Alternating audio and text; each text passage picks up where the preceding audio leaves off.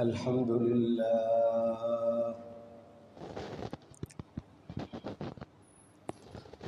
لله نحمده ونستعينه ونستغفره ونعوذ بالله من شرور أنفسنا ومن سيئات أعمالنا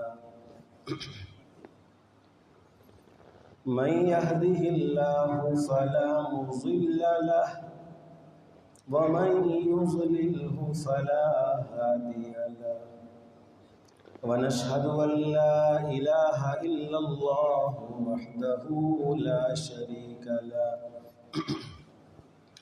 ونشهد أن سيدنا ومولانا محمدا عبده ورسوله أما بعد فأعوذ بالله من الشيطان الرجيم بسم الله الرحمن الرحيم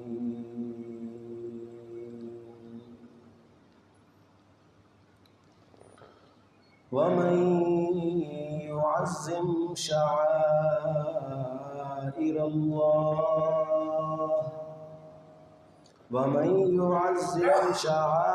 الله فإنها من تقوى القلوب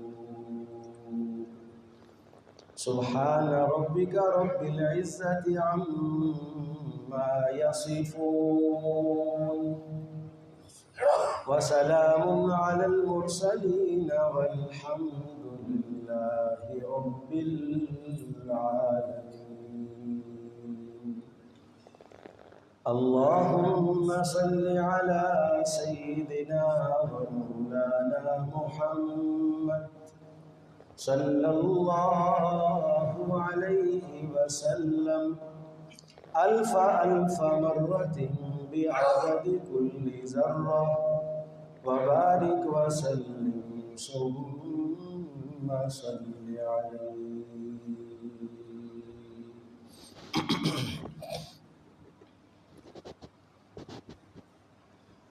انتہائی واجب القدر واجب الاحترام بزرگوں، بھائیوں، عزیز محترم دوستوں،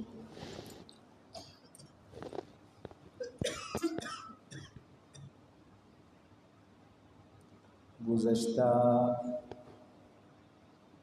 کچھ جمعوں میں میری غیر حاضری رہی.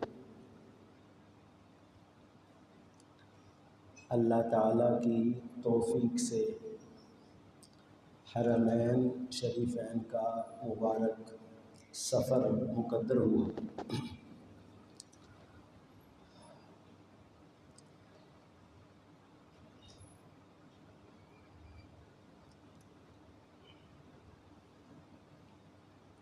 اسی سفر کے کچھ تأثرات جو ہمارے لیے سبق بن سکیں، انہی کی کچھ تفصیل اور وضاحت انشاءاللہ بیان کرنے کا ارادہ ہے. اللہ تعالیٰ توفیق عطا فرمائے.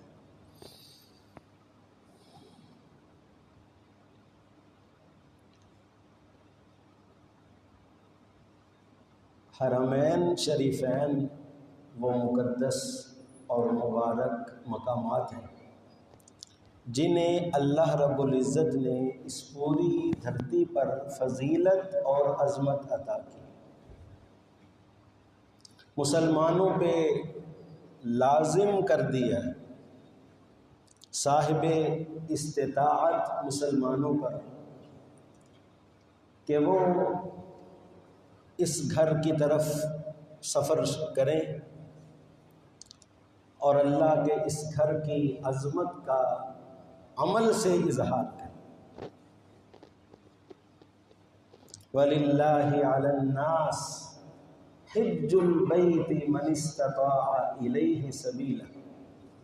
اللہ تعالیٰ نے صاحب استطاعت مسلمانوں پر یہ فرض کر دیا ہے کہ وہ اس کے گھر کا، بیت اللہ کا وہ حج کرے۔ اور ان مقامات کو اللہ رب العزت نے ارشاد فرمایا کہ یہ شعائر اللہ ہیں، وہ وحی کے راستے جن فضاؤں میں اللہ رب العزت کی طرف سے حضرت جبریل علیہ السلام پتہ نہیں کتنی بار تشریف لائے، اور وہ مکۃ المکرمہ کی وہ دھرتی جس سے سب سے پہلے یہ صدا بلند ہوئی لا الہ الا اللہ، وہ انبیاء کرام کی محنتوں، مشقتوں، انبیاء کی تکالیف کہ وہ سارے مناظر انسان کی آنکھوں کے سامنے آ جاتے۔ اللہ رب العزت نے جو قرآن مجید میں قسم کھائی، لا اقسم بہذا البلد، یہ اتنا مقدس، محترم، مبارک یہ خطہ ہے، یہ شہر ہے۔ اللہ تعالیٰ فرماتے ہیں ساری زمین میری ہے، پوری کائنات اللہ کی ہے، زمین اللہ کی ہے، آسمان بھی کس کے ہیں؟ اللہ کے ہیں۔ لہو ما فی السماوات وما فی الارض، لیکن اللہ اس شہر کی قسم کھاتا کیونکہ یہ اللہ کو محبوب ہے۔ لا اقسم بہذا البلد، اللہ فرماتے ہیں میں اس شہر کی قسم کھاتا ہوں۔ یا اللہ آپ اس شہر کی کیوں قسم کھاتے ہیں؟ اس لیے قسم کھاتے ہیں یہاں صفا مروہ ہے، یہاں زمزم ہے، یہاں اور مقدس مبارک مقامات ہیں۔ اللہ فرماتے ہیں سب کچھ ہے، لیکن سب سے زیادہ اہم بات یہ ہے کہ اس شہر میں، ان گلیوں میں میرے پیارے محبوب صلی اللہ علیہ وآلہ وسلم نے میری خاطر تکلیفیں اٹھائیں۔ لا اقسم بہذا البلد وانت حل بہذا البلد، وجہ بتائی اللہ تعالیٰ کہ وانت حل، آپ کو تو لوگوں نے حلال سمجھا ہوا ہے، وانت حل، آپ اس شہر میں لوگوں کے لیے گویا کہ ایک آسان ہدف بنے ہوئے، جو آتا ہے آ کے پتھر مارتا ہے، کوئی آتا ہے آ کے دشنام ترازی کرتا ہے، کوئی گالی دیتا ہے، کوئی شاعر کہہ دیتا ہے، کوئی مجنون کہہ دیتا ہے۔ وَأَنْتَ حِلٌّ بِهَذَا الْبَلَدِ، اور آگے اللہ تعالیٰ نے اور قسمیں بھی کھائیں، وَوَالِدٍ وَمَا وَلَدَ، اللہ فرماتے ہیں والد کی زندگی گواہ ہے۔ کس کی؟ والد کی۔ وَوَالِدٍ وَمَا وَلَدَ، اور جو اولاد ہوتی ہے اولاد بھی گواہ ہے، والد بھی گواہ ہے کہ انسان کی ساری زندگی کتنی مشقتوں میں گزرتی ہے۔ لَقَدْ خَلَقْنَا الْإِنسَانَ فِي كَبَدٍ، میں نے انسان کو مشقت کی خاطر پیدا کی۔ اس تھوڑی سی زندگی میں، اس تھوڑی سی انسان کو جو اللہ تعالیٰ نے وقت دیا ہے، اس میں کامیاب انسان وہی ہے کہ جس نے اللہ کے حکموں کی خاطر اپنے آپ کو قربان کیا، جس نے جتنی بڑی قربانی دی اللہ تعالیٰ نے اس کی قربانی کی اتنی بڑی لاج رکھی۔ آپ حضرت ابراہیم علیہ السلام کے واقعات سنتے ہیں اور پھر انسان کو پتہ چلتا ہے کہ ابراہیم علیہ السلام نے جو اللہ کی خاطر اپنا سب کچھ قربان کیا، کچھ نہیں بچایا، وطن چھوڑ دیا، خاندان چھوڑ دیا، علاقہ چھوڑ دیا، اور پھر اگلی قربانیاں ان سے لی گئیں۔ کہا گیا کہ اپنے بیوی بچوں کو بھی چھوڑ دیں، انہیں بھی چھوڑ دیا۔ اولاد انسان کو محبوب ہوتی ہے، اور پھر بڑھاپے میں ملی ہوئی اولاد، اور پھر اسماعیل جیسی اولاد۔ کس طرح کی اولاد؟ اسماعیل جیسی اولاد۔ سبحان اللہ۔ اللہ کی طرف سے حکم ہوتا ہے کہ آپ ان کے گلے پہ چھری چلا دیں۔ ابراہیم علیہ السلام کہتے ہیں یا اللہ اگر آپ کا حکم ہے 100 اسماعیل بھی قربان، اپنی طرف سے سب کچھ کر دیتے ہیں، آخری حد تک چلے جاتے ہیں۔ اور پھر اللہ تعالیٰ نے اس خانوادے کی، اس گھرانے کی کیسی لاج رکھی ہے، اس قربانی کی کیسی لاج رکھی ہے، سبحان اللہ۔ جہاں حضرت حاجرہ نے بھی صبر کیا، حضرت حاجرہ نے بھی صبر کیا۔ جب حضرت ابراہیم علیہ السلام انہیں چھوڑ کے جانے لگے تو حضرت حاجرہ نے ایک سوال پوچھا کہ اِلیٰ مَن تَکِلُنَا یا ابراہیم، ابراہیم آپ ہمیں کس کے حوالے کر کے جا رہے ہیں؟ یہاں تو کچھ بھی نہیں ہے، کوئی انسان دور دور تک نظر نہیں آتا ہے، یہاں زندگی کے کوئی اسباب نہیں۔ خود حضرت ابراہیم علیہ السلام نے جو دعا کی تھی نا، قرآن مجید میں وہ دعا ہے، ربنا انی اسکنت من ذریتی بواد غیر ذی زرع، اے اللہ تیرا حکم تھا کہ اپنی فیملی کو یہاں چھوڑا، ربنا انی اسکنت من ذریتی، میں نے اپنی فیملی کو، اپنی بیوی کو، اپنے بچے کو یہاں لا کے چھوڑ دیا ہے، یا اللہ یہ مجھے بھی پتہ ہے، بواد غیر ذی زرع، یہاں ایک تنکا نہیں اگتا ہے، یہاں ایک تنکا نہیں اگتا، پتھریلی زمین۔ آج یہ حال ہے کہ پتھر کاٹ کاٹ کے قریب قریب والے بھی ختم نہیں ہو رہے ہیں، اس زمانے کا کیا حال ہوگا؟ بواد غیر ذی زرع، کچھ بھی نہیں ہے۔ آج زمزم کی رونقیں ہیں، اس وقت تو یہ بھی نہیں تھا، اور کتنا کھانا ہوگا ان کے پاس، اور کیا کچھ ہوگا، ذرا انسان تصور میں لائے۔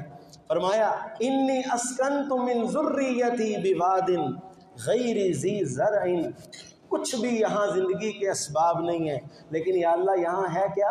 عند بیتک المحرم، بس تیرا گھر ہے، حرمت والا پاکیزہ گھر ہے، اور میں یہاں انہیں چھوڑ کے جا رہا ہوں۔ حضرت حاجرہ نے پوچھا آپ ہمیں کس کے حوالے کر کے جا رہے ہیں؟ حضرت ابراہیم علیہ السلام نے کوئی جواب نہیں دیا، کیونکہ اجازت بھی نہیں تھی جواب دینے۔ پھر حضرت حاجرہ نے سوال بدلا،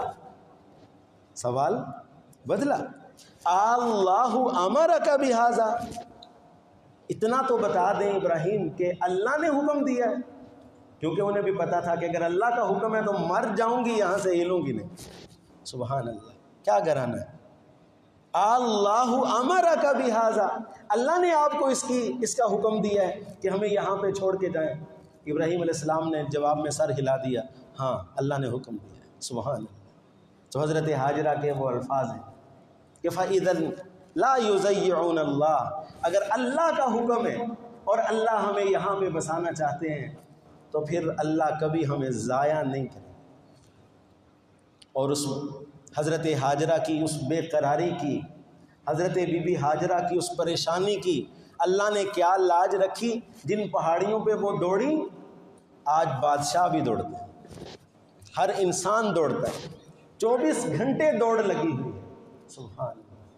اور میرے محترم بھائیوں، ان شہروں میں، ان مقدس مقامات میں، ایک تو انسان کو حضرات انبیاء کرام علیہم الصلوات والتسلیمات کی جو قربانیاں ہیں، جو مشقتیں ہیں، وہ اپنے تصور میں تازہ کرنی چاہیے، اور ان مقامات کا احترام۔ سب سے بڑی بات یہ، آج مسلمانوں میں تھوڑی تھوڑی اس معاملے میں ہمیں سستی نظر آتی، بے احتیاطی کچھ نظر آتی ہے کہ وہ مقامات انتہائی بابرکت مقامات، اللہ تعالیٰ فرماتے ہیں وَمَن يُعَظِّمْ شَعَائِرَ اللَّهِ، جو کوئی شعائر اللہ کی تعظیم کرے گا، شعائر اللہ کی تعظیم کرے گا، میرے ان مقدس مقامات کی تعظیم کرے گا، فَإِنَّهَا مِن تَقْوَى الْقُلُوبِ، یہ وہ جذبہ ہے جو دل کی پرہیزگاری سے پیدا ہوتا ہے۔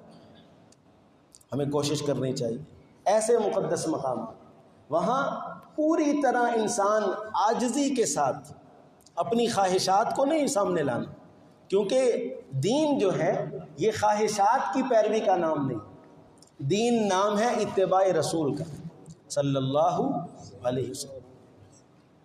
خواہشات کی پیروی کا نام دین نہیں۔ انسان کا دل کا جذبہ کیا ہے، اسی جذبے کو تو ذبح کرنا ہے۔ حضرت سیدنا عمر فاروق رضی اللہ تعالی عنہ طواف کرتے کرتے حجر اسود کے سامنے آتے، حجر اسود کے سامنے، سبحان اللہ، اور کیا فرماتے ہیں؟ فرماتے ہیں یا حجر، پتھر کو خطاب کرتے، او پتھر، انی اعلم انک حجر، میں جانتا ہوں تو محض ایک پتھر ہے۔ کیا ہے؟ ٹھیک ہے تیری فضیلت ہے، تو جنت سے آیا ہے، لیکن ہے کیا؟ ایک پتھر ہے۔ لا تنفع ولا تضر، نہ تو نفع دے سکتا ہے اور نہ تو نقصان دے سکتا ہے۔ یہ حضرت عمر فاروق رضی اللہ عنہ کا عقیدہ ہے، حدیث کی ہر کتاب میں بیان ہے۔ لا تنفع ولا تضر، جنت سے آیا ہوا پتھر جو بعض روایات کے مطابق حضرت آدم علیہ السلام کے ساتھ ہی آ گیا تھا، وہ اس کو لے آئے تھے، اور بعض روایات کے مطابق وہ پہلے سفید تھا پھر اس کا رنگ سیاہ ہو گیا۔ فرما رہے ہیں کہ لا تنفع ولا تضر، نفع اور نقصان تیرے اختیار میں۔ تو جو یہاں پہاڑوں سے اٹھائے جاتے ہیں ان میں نفع نقصان کا اختیار ہے؟ لوگوں نے انگوٹھیوں میں، منکوں میں، ہاروں میں، پتہ نہیں کس کس چیز میں، یہ فیروزہ ہے جی، اور یہ پتہ نہیں عقیق ہے جی، اور یہ فلاں کرتا ہے، قسمت بدلتا ہے، برکت آتی ہے۔ اگر اس سے برکت آتی ہے تو جنہوں نے توڑ کے لائے نا، سب سے زیادہ ان کو برکت ملنی چاہیے۔ لا تنفع ولا تضر، نفع نقصان تیرے اختیار میں نہیں ہے۔ آگے فرماتے ہیں لو ما رأیت رسول اللہ صلی اللہ علیہ وسلم قبلک ما قبلتک، اگر اللہ کے پاک پیغمبر صلی اللہ علیہ وسلم کو میں نے نہ دیکھا ہوتا کہ وہ تجھے بوسہ دے رہے تھے تو میں کبھی تمہارا بوسہ نہ لیتا۔ میں تمہارا بوسہ جو لے رہا ہوں یہ سنت نبوی صلی اللہ علیہ وآلہ وسلم کو سمجھ کر لے رہا ہوں۔ میرے محترم بھائی، ایک بہت ہی اہم چیز جو ہے جس چیز کا احساس پہلے سے زیادہ ہوا وہ یہ کہ ہم مسلمانوں کو علم کی قدر کرنی چاہیے۔ کس کی؟ علم حاصل کرنا چاہیے، ہر چیز کا علم، خاص طور پر اپنے دین کا علم، عقیدہ توحید کا علم۔ وہاں سے لوگ آتے ہیں، بڑی بڑی سوغاتیں لاتے ہیں، ماشاءاللہ مبارک ہے، سب سے بڑی سوغات زمزم ہے، لیکن اس سے بھی بڑی سوغات، مکہ کی سوغات، وہ ہے لا الہ الا اللہ، کہ اللہ کے سوا کوئی حاجت روا نہیں، اللہ کے سوا کوئی مشکل کشا نہیں۔ انبیاء کیا دعوت دینے آئے تھے؟ انبیاء کا مشن اور مقصد کیا تھا؟ لوگوں کو اللہ کے ساتھ جوڑنا، اللہ کے ساتھ جوڑنا۔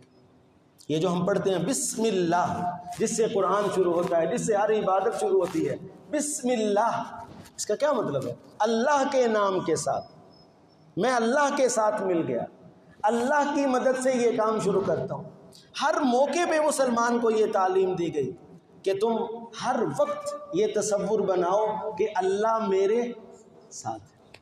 اللہ خود بھی فرماتے ہیں انی معکم، میں تمہارے ساتھ ہوں، جس جگہ ہو میں تمہارے ساتھ ہوں۔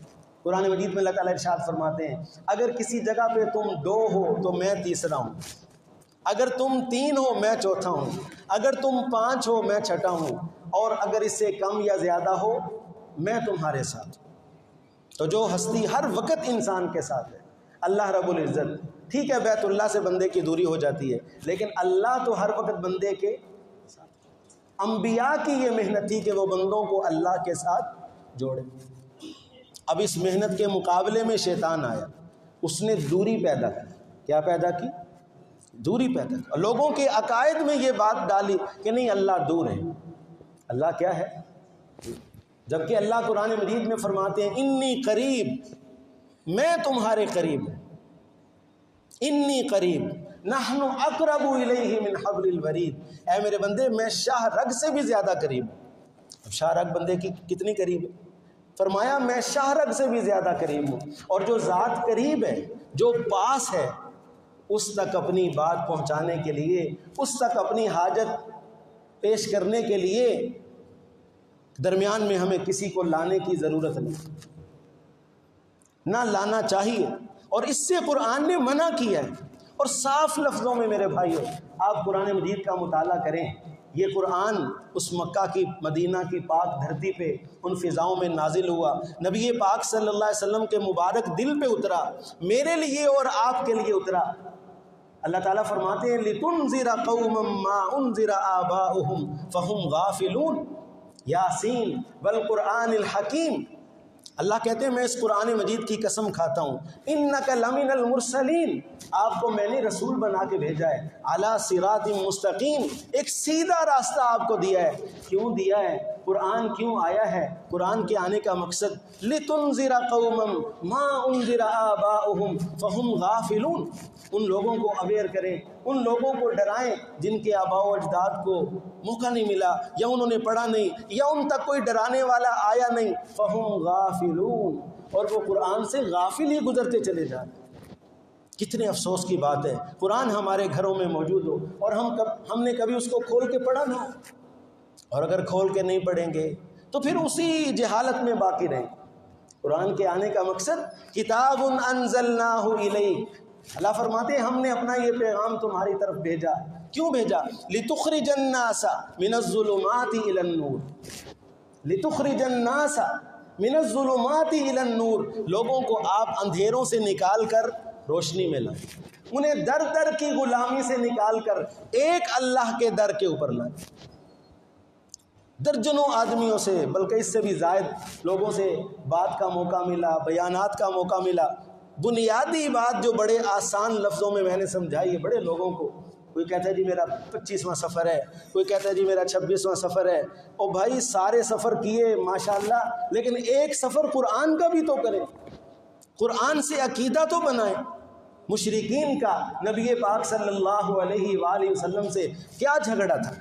وہ مکہ جیسی دھرتی، وہ مبارک گھر جہاں ایک ایک نماز کا درجہ 1,00,000 نمازوں کے برابر ہیں، رسول اللہ صلی اللہ علیہ وسلم نے جیتے جی اپنی زندگی میں نبی پاک صلی اللہ علیہ وسلم 7 سال اس سے دور رہے مدینہ میں، اور آنے کا موقع نہیں ملا۔ آخر وہ جھگڑا کیا تھا؟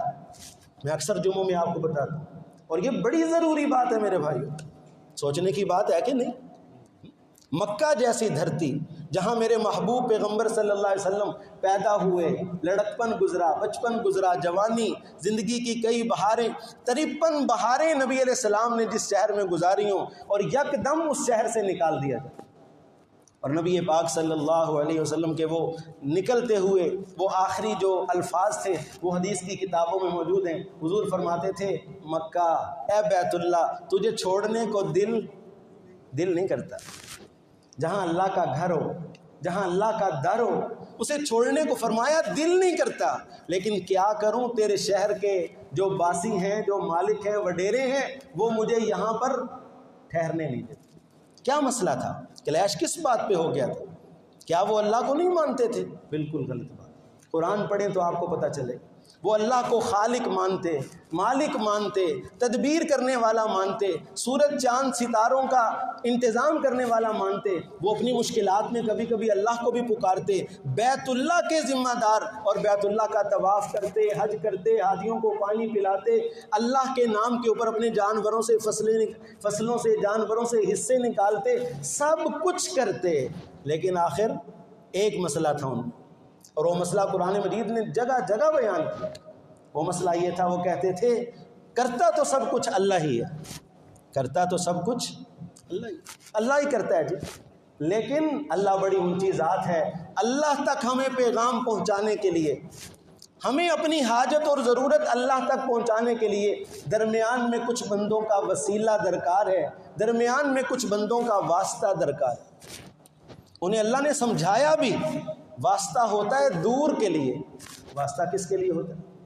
ہم سمجھدار بات ہے، کوئی کسی کے ہاتھوں پاگل بننے والے نہیں ہیں۔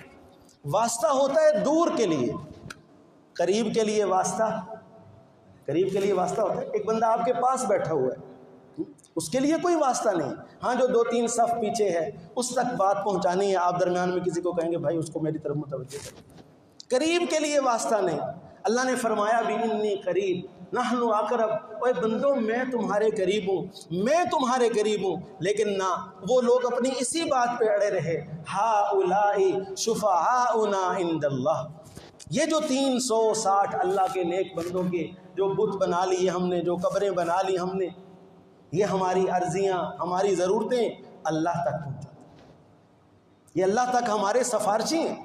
آپ جا کے قرآن مجید چیک کریں، سورہ یونس اور آیت نمبر 18۔ خدا نہ خواستہ ہمارا یہ عقیدہ ہو تو ہمارا حشر بھی پھر انہی جیسا ہونا ہے۔ اللہ رب العزت سے ہم یہ دعا کریں، ایک تو اللہ ہمیں اپنی کتاب کا علم نصیب فرمائے، بڑی ضرورت ہے میرے بھائی۔ عقیدہ توحید اگر نہ ہو، عقیدہ توحید نہ ہو تو انسان کا سب کچھ برباد ہے۔ انبیاء کرام نے اس پر محنت کی، اس پر تکلیفیں اٹھائیں۔ طائف کا جو سفر تھا رسول اللہ صلی اللہ علیہ وآلہ وسلم کا، وہ کتنی مشقت والا سفر تھا۔ طائف کا چکر لگا گئے تو خدا کی قسم گاڑی بھی زور لگا لگا کے نا بس ہو گئی اتنی بلندی پہ، اور اس سفر میں نبی پاک صلی اللہ علیہ وسلم اکیلے ہی چلے گئے۔ کتنا تھوڑا سا ساتھ پانی ہوگا، کتنی مشقت سے وہ سفر کیا ہوگا، اور کس کی خاطر؟ کہ ان لوگوں کے اعمال قبول ہو جائیں، ان لوگوں کے عقائد درست ہو جائیں، وہ لوگ جنت کے مالک اور جنت کے وارث بن رہے ہیں۔ نبی پاک صلی اللہ علیہ وسلم وہاں گئے، وہاں کے ظالموں نے اوباش اور آوارہ قسم کے لڑکے حضور کے پیچھے لگا دیے۔ نبی پاک صلی اللہ علیہ وسلم کو اتنا انہوں نے مارا، لہو لہان کر دی۔ روایات میں 900 تک تعداد ہے لڑکوں کی، جو مختلف ٹولیوں کی شکل میں نبی پاک صلی اللہ علیہ وسلم پہ پتھراؤ کرتے تھے۔ اور نبی پاک صلی اللہ علیہ وسلم ایک باغ میں آپ نے پناہ لی، کچھ وقت وہاں اس تکلیف میں گزارا۔ اللہ تعالیٰ نے فرشتے بھیج دیے، کیا میرے محبوب پیغمبر صلی اللہ علیہ وسلم آپ بڑا ستائے گئے، بڑی تکلیف دی گئی ہے، جو ان کے بارے میں فیصلہ کریں گے یہ میں نے ملازم فرشتے بھیج دیے ہیں، جو زبان سے نکالیں گے قبول ہو، اگر حکم دیتے ہیں تو ان کو آپس میں ملا دیتے ہیں، ان کا نام و نشان مٹ دیں۔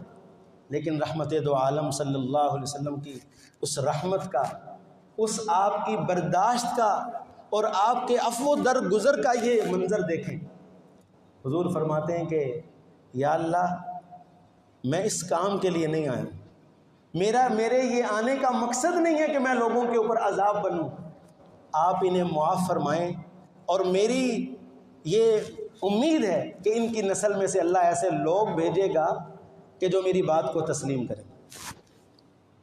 حضرت عائشہ صدیقہ رضی اللہ تعالیٰ عنہ نے بڑے عرصے کے بعد جب جنگ احد ہوئی، تو جنگ احد کے موقع پہ جب نبی پاک صلی اللہ علیہ وسلم کے اوپر ایک سخت تکلیف آئی، آپ کو معلوم ہے، حضرت عائشہ نے فرمایا یا رسول اللہ آج بڑا سخت دن نہیں آیا ہے آپ پہ، 70 رفقا شہید ہو گئے، خود لہو لہان ہے، زخمی ہے، دندان مبارک شہید ہو گئے ہیں۔ حضور نے فرمایا عائشہ آج کا دن بڑا سخت ہے، لیکن طائف سے سخت نہیں۔ کس سے؟ طائف سے۔ وہ میری زندگی کا سب سے سخت دن تھا۔ تو میرے محترم بھائیوں، حضرات انبیاء کرام نے جو قربانیاں دیں، اس کے بعد صحابہ نے جو قربانیاں دیں، اور وہ دین آج ہم تک پہنچا، اصل حالت میں اللہ کی کتاب رسول اللہ صلی اللہ علیہ وسلم کے فرامین اور سنتیں ہم تک پہنچیں۔ ہم سب نیت کریں اور یہ اپنے اندر یہ ارادہ کریں کہ انشاءاللہ ہم اس دین کو خود بھی سنبھالیں گے، اس کی قدر کریں گے، نبی پاک صلی اللہ علیہ وسلم کی ایک ایک سنت کے اوپر ہم زندگی گزاریں گے انشاءاللہ۔ سنتوں کو تلاش کر کر کے، سنتوں کو ڈھونڈ ڈھونڈ کر ہم ان سنتوں کے اوپر عمل کرنے کی کوشش کریں گے۔ رسول اللہ صلی اللہ علیہ وسلم کی زندگی کا ایک ایک طریقہ ساری دنیا سے زیادہ قیمتی۔ صحابہ کرام رضوان اللہ تعالی علیہم اجمعین، بعد کے زمانوں میں آپ روم کے صحابہ کرام جو ہے روم کے بادشاہوں کے دربار میں گئے، کچھ مذاکرات، کھانا کھاتے ہوئے ایک صحابی سے لقمہ دسترخوان پہ گر گیا، دسترخوان پہ ان کے ہاتھ سے لقمہ گرا، انہوں نے فوراً وہ لقمہ اٹھایا، صاف دسترخوان تھا، اٹھایا اور اسے کھا لیا۔ ساتھ والے جو صحابی تھے انہوں نے ایسے کوہنی سے اشارہ کیا، کیا کر رہے ہیں، بادشاہوں کا دربار ہے، وہ کیا کہیں گے، گرا ہوا لقمہ اٹھایا۔ اس صحابی نے جو جواب دیا تاریخ میں مشہور ہے، تاریخ کی کتابوں میں، حدیث کی کتابوں میں وہ جملہ مشہور ہے کہ اس صحابی نے جواب دیا، کہنے لگے اترک سنت حبیبی بہذہ الحمقاء، ان احمقوں کی وجہ سے، ان انگریزوں کے رسم و رواج کی وجہ سے میں رسول اللہ صلی اللہ علیہ وسلم کی سنت چھوڑ دوں؟ یہ بہت بڑی بات ہے۔ آج ہم بھی اپنی زندگی میں اس چیز کا جائزہ لیں کہ کہاں کہاں ہم سنتوں کو چھوڑتے ہیں اور مقامی کلچر اور غیر جو ہے امپورٹڈ فیشن ان کو ہم اپنی زندگیوں میں جگہ دیتے ہیں۔ نہیں، ہم رسول اللہ صلی اللہ علیہ وسلم کی زندگی پہ چلیں گے، آپ کے لائے ہوئے طریقوں پہ، خود بھی اپنی اولادوں کو بھی انشاءاللہ اس کی دعوت دیں گے۔ اللہ تعالی ہم سب کی زندگیوں میں دین کو زندہ فرمائے اور ہم سب کو سنتوں پہ چلنے کی توفیق عطا فرمائے۔ آخر دعوانا